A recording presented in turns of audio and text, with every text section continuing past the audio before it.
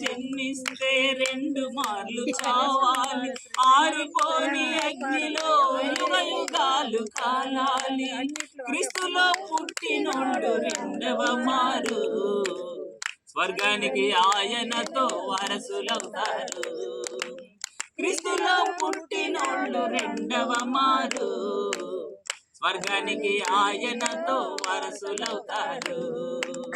దీపముండగానే ఇల్లు చక్కబెట్టుకో, ప్రాణముండగానే నీవు ప్రభుని నమ్ముకో. హల్లెలూయా, హల్లెలూయా, హల్లెలూయా. అడిగే ప్రశ్నలు యేసు ప్రభువుని నీ సొంత రక్షకునిగా నమ్ము. ఎవరు బలవంతాన్ని నమ్ముకున్నావా, నీ మనస్ఫూర్తిగా నమ్ముకున్నావా? ఒకడు నీటి మూలంగాను ఆత్మ మూలంగాను జన్మిస్తేనే పరలోక రాజ్యం చేరతారు అని నువ్వు విశ్వసిస్తున్నావు. నీ పాపముల నిమిత్తము దేవుడు యేసు ప్రభుగా ఈ లోకానికి వచ్చి మరణించి మరణాన్ని జయించి మృత్యుంజయుడై లేచాడని నమ్ముతున్నాను. నమ్మిన వారందరికీ కూడా ఆయన 2వసారి వచ్చి పరలోక రాజ్యానికి తీసుకువెళ్తాడని నమ్ముతున్నావు. బిడ్డిచ్చిన సాక్ష్యాన్ని బట్టి, దేవుడు మాకిచ్చిన అధికారమును బట్టి, మరి పంచభూతముల సాక్షిగా సంఘము సమక్షంలో తండ్రి యొక్కయు కుమారుడు యొక్కయు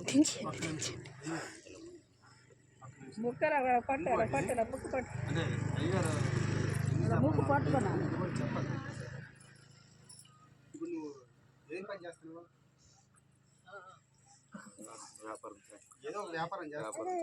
దాంట్లో 10 రూపాయలు వస్తే 100 రూపాయలు వస్తే 10 రూపాయలు, 1000 రూపాయలు వస్తే 100 రూపాయలు, 10,000 వస్తే 1000 రూపాయలు, 1,00,000 రూపాయలు వస్తే 10,000 తీయాలి. చెప్పాలి. మరి దగ్గర ఎందుకు చెప్పలేదు నాకు తెలియదు. ఇది చెప్పాలి, కంపల్సరీ చెప్పాలి. అలా తీస్తే నువ్వు ఆశీర్వాదపడతావు, నీ భార్య పిల్లలు ఆశీర్వదింపబడతారు, నీ పొలం పొట్లు ఆశీర్వదింపబడతాయి, నీ పనులు ఆశీర్వదింపబడతాయి. అబ్రహాముకి ఇచ్చిన ఆశీర్వాదం నీకు వస్తుంది. ఓకేనా? నువ్వు కంపల్సరీ తీయాలి. ఒకటి, నీకు ఆదివారం రోజే సాతాను గాడు ఆశ చూపిస్తాడు. నీకు రోజుకు 100 వస్తుంది, ఆ రోజు 1000 ఇస్తామంటాడు. కానీ నువ్వు వెళ్ళకూడదు. 1000 రూపాయలు కాదు, 10,000 ఇచ్చినా నాకు దేవుడే కావాలి అనుకుని నువ్వు దేవుడి మందిరానికే వెళ్ళాలి. ఆదివారం రోజు శుక్రవారం రోజు దేవుడి మందిరానికే నువ్వు అలా